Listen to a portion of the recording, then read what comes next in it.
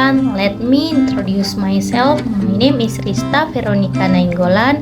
I am a student in the Indonesian Language Education Study Program, Faculty of Teacher Training and Education, HKBP Nomensen Pematang Siantar University.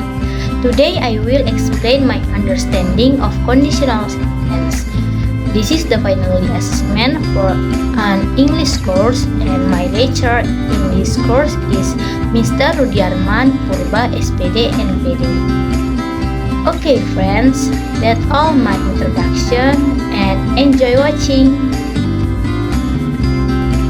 Baiklah teman-teman, sebelum memahami lebih dalam tentang conditional sentence, ada baiknya kita mengerti terlebih dahulu apa itu conditional sentence. Di dalam bahasa Inggris, a conditional sentence is a sentence used to express something that may or may not happen as expected. And conditional sentence consists of two clauses, namely one main clause or parent sentence, and two if clause or subordinate clause. The location of the main clause can be in front or behind the if clause. This difference does not affect the meaning, di mana dalam bahasa Indonesianya kalimat pengandaian adalah kalimat yang digunakan untuk menyatakan sesuatu yang mungkin terjadi atau mungkin tidak terjadi seperti yang diharapkan. Kalimat pengandaian ini terdiri dari dua klausa, yaitu yang pertama klausa utama atau induk kalimat, dan yang kedua klausa if atau anak kalimat. Letak klausa utama bisa di depan maupun di belakang klausa if. Perbedaan letak ini tidak mempengaruhi artinya. Next, the function of conditional sentence. The first, to presuppose something that will happen in the future. Second, to rely on something that is not possible at the moment. Third, to presuppose something that has already happened in the past. Di mana yang dalam bahasa Indonesianya fungsi kalimat pengandaian itu adalah yang pertama untuk mengandaikan sesuatu yang terjadi di masa yang akan datang. Yang kedua, untuk mengandaikan sesuatu yang tidak mungkin terjadi saat ini. Dan yang ketiga adalah untuk mengandaikan sesuatu yang sudah terjadi di masa lalu. Ada 5 tipe dalam conditional sentence, yaitu tipe 0, tipe 1, tipe 2, tipe 3, and mixed conditional or tipe 4. Yang pertama, tipe 0. Tipe 0 ini lebih berbicara kepada sebuah kebenaran dan fakta, atau yang memang sesungguhnya benar-benar terjadi. Untuk rumusnya adalah if plus subject plus verb 1, subject plus verb 1. Untuk contohnya adalah if we heat the water, it boils. Dalam bahasa Indonesianya, jika kita memanaskan air, airnya akan mendidih. Sehingga dapat dikatakan ini merupakan sebuah kebenaran yang memang terjadi. Baiklah, tipe selanjutnya adalah tipe 1. Tipe 1 ini merupakan kalimat pengandaian yang menyatakan suatu kemungkinan di masa sekarang dan di masa yang akan datang. Untuk rumusnya adalah if plus subject, subject plus will plus verb 1 plus complement. Untuk contohnya adalah if I see her, I will say hello. Di mana dalam bahasa Indonesianya, jika saya bertemu dengannya, saya akan menyapanya. Di mana dalam contoh ini terdapat beberapa kemungkinan, di mana si subjek atau saya kemungkinan besar dapat bertemu dengan orang yang ditujunya, dan bisa saja kemungkinan dia tidak bertemu dengan orang yang ingin ditujunya.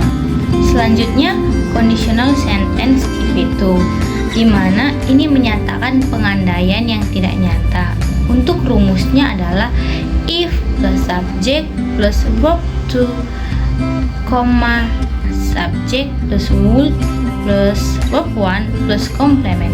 Untuk contohnya, if he was rich, he would have traveled the world.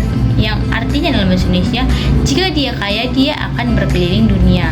Nah, di mana dalam contoh di atas ini merupakan pengandaian yang tidak nyata karena dalam isi kalimatnya yaitu jika dia kaya, dia akan berkeliling dunia, di mana kalimat ini hanya berupa pengandaian seseorang kepada orang lain yang tidak kaya raya dan berharap orang tersebut bisa kaya raya dan berkeliling dunia. Kemudian conditional sentence tipe 3. Ini merupakan pengandaian dari sesuatu yang tidak terjadi di masa lalu. Untuk rumusnya adalah if plus subject plus had plus verb 3, subject plus would have plus verb 3 plus complement. Untuk contohnya, if you had told me earlier, I would have come to the party. Dimana dalam bahasa Indonesianya, jika Anda telah memberitahu saya sebelumnya, saya akan datang ke pesta itu. Yang dimana dalam contoh ini merupakan bentuk pengandaian yang tidak terjadi di masa lalu, di mana si subjek tidak diberitahukan sebelumnya bahwa ada pesta, sehingga yang akhirnya membuat si subjek tidak datang ke pesta tersebut, sehingga kalimat pengandaiannya dibuat menjadi seperti kalimat yaitu jika Anda telah memberitahu saya sebelumnya, saya akan datang ke pesta itu. Baiklah, tipe yang terakhir yaitu mixed or conditional sentence tipe 4. Formula: a combination of conditional sentence tipe 2 and conditional sentence tipe 3. Dimana dalam bahasa Indonesianya tipe yang terakhir adalah kalimat campuran atau kalimat pengandaian tipe 4. Yang menjadi rumusnya adalah kombinasi dari kalimat pengandaian tipe 2 dan kalimat pengandaian tipe 3. Yang menjadi contohnya adalah if he had finished his work earlier, he would have been able to join us for dinner tonight. Dalam bahasa Indonesianya, jika dia telah menyelesaikan pekerjaannya lebih awal, dia akan dapat bergabung dengan kami untuk makan malam ini. Baiklah, sekian penjelasan tentang conditional sentence. Apabila ada kesalahan dalam penyampaian materi ataupun pengucapan, saya mohon untuk dimaafkan dan dimaklumi. Terima kasih.